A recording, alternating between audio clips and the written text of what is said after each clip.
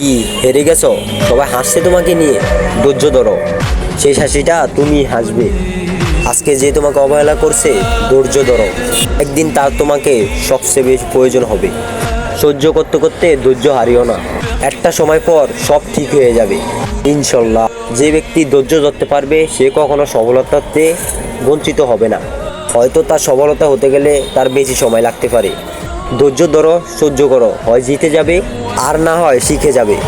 অসাধারণ কাজগুলো শক্তি নয়, অসীম ধৈর্য দিয়ে সম্পূর্ণ করতে হবে। মোমবাতি হওয়া সহজ কাজ নয়, আলো দেওয়ার জন্য আগে নিজেকে জ্বলতে হয়।